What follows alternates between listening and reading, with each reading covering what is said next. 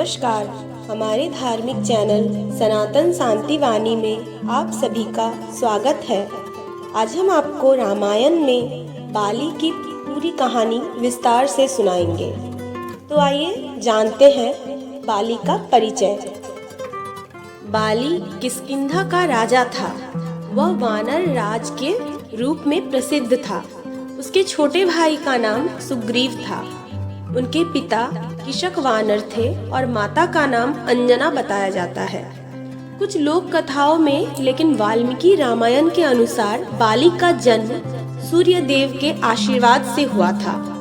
बाली बहुत ही शक्तिशाली और बलशाली था। उसके पास एक वरदान था कि जो भी उससे युद्ध करेगा उसका आधा बल अपने आप बाली में आ जाएगा। इसीलिए उसे कोई भी युद्ध में हरा नहीं पाता।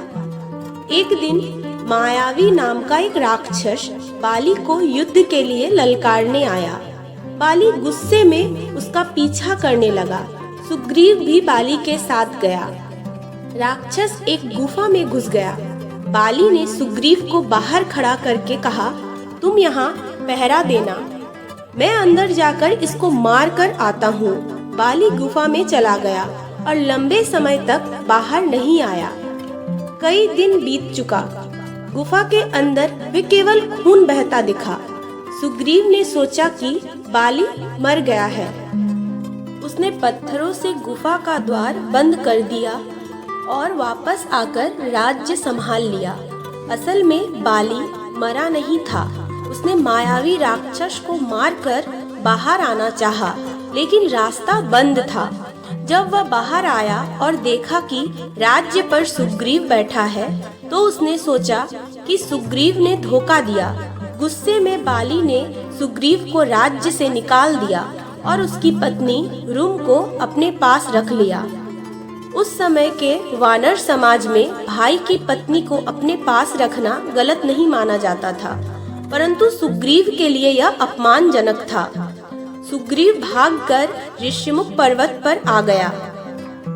यह जगह बाली के लिए निषिद्ध थी, क्योंकि यहाँ पर एक ऋषि का श्राप था कि अगर बाली इस पर्वत पर आएगा तो उसकी मृत्यु हो जाएगी। यहीं पर सुग्रीव की मुलाकात भगवान राम और लक्ष्मण से हुई, जो सीता की खोज में थे। हनुमान, जो सुग्रीव के सहयोगी थे, उन्होंने राम और लक्ष्मण को सुग्रीव से मिलवाया। सुग्रीव ने राम से कहा, आप मेरी मदद करें, बाली को मार दे तो मैं अपनी पत्नी सीता की खोज में मदद करूंगा। राम ने यह शर्त मान ली। राम ने योजना बनाई कि पहले सुग्रीव बाली को युद्ध के लिए ललकारे। पहले प्रयास में सुग्रीव बाली के सामने टिक नहीं पाया और भाग गया। राम ने कहा कि उन्हें दोनों भाइयों में अंतर समझ में नहीं आया, क्योंकि वे बहुत मिलते जुलते थे। फिर राम ने सुग्रीव को फूलों की माला पहनाई ताकि अगली बार पहचान में आ सके। दूसरी बार जैसे ही बाली और सुग्रीव का युद्ध हुआ, बाली ने श्री राम से प्रश्न किया, आप कौन हैं? आपने मुझे क्यों मारा, वो भी छिपकर? श्री राम ने उत्तर दिया, मैं राम हूँ, अयोध्या का वनवासी राजा। मैं धर्म की रक्षा के लिए आया हूँ। सुग्रीव ने मेरी शरण ली है और वह तुम्हारे अन्याय का शिकार है। तुमने न केवल अपने भाई को राज्य से निकाला, बल्कि उसकी पत्नी को भी अपने पास रख लिया। यह धर्म के विपरीत है। बाली ने फिर पूछा, लेकिन आप युद्ध में मेरे सामने आ सकते थे, आपको छिपकर मारने की क्या जरूरत थी? श्री राम ने उत्तर दिया, हे बाली, मैं तुम्हारे सामने युद्ध करता तो शायद तुम मुझसे युद्ध करने वाले की शक्ति भी छीन लेते। मैं किसी व्यक्तिगत विजयी के लिए नहीं, बल्कि धर्म की संस्थापना के लिए आया हूँ।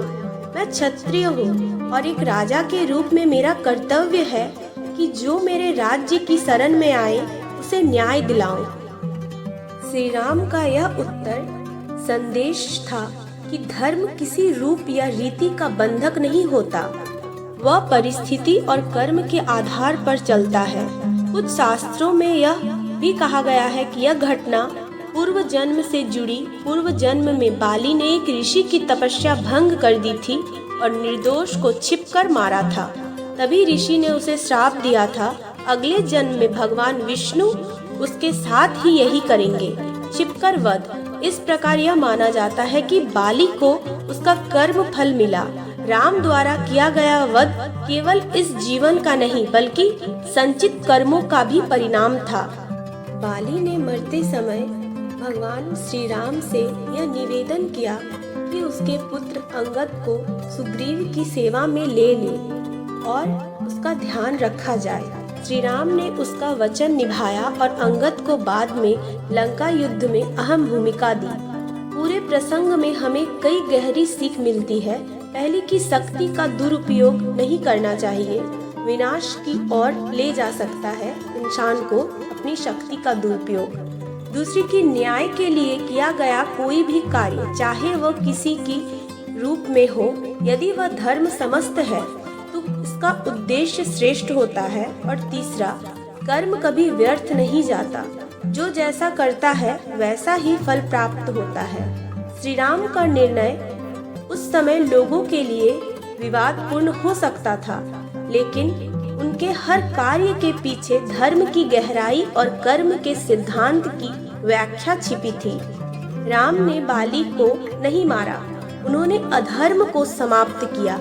यह निर्णय एक राजा का नहीं बल्कि यह धर्मात्मा का था, यह न्याय प्रिय पुरुष का था, जो न किसी से भय से विचलित होता है और न किसी मोह से। यह कथा आज भी हमें यह सिखाती है कि कभी कभी परिस्थितियाँ असामान्य होती हैं और न्याय के लिए असामान्य कदम उठाने पड़ते हैं, लेकिन अगर मन और उद्देश्य शुद्ध है तो वह निर्णय इतिहास में धर्म का उदाहरण बन जाता है। इसीलिए जब कोई पूछे राम ने बाली को छिपकर क्यों मारा, तो स्पष्ट उत्तर दे, धर्म की रक्षा के लिए, अन्याय के अंत के लिए, और यही उनका कर्म और न्याय था।